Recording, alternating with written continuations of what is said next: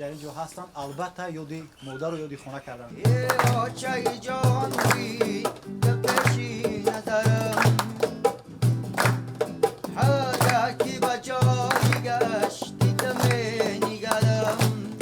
дар ҳар ҳолат модар дигар аст ва барои ватан ҳар як мо бояд ки сӯдихона ва атрофиёнона хизматро адо кунад. хизмати ҳарбӣ яке аз муқаддастарин вазифаҳои ҳар як ҷавонмарди ватандӯст ба ҳисоб меравад.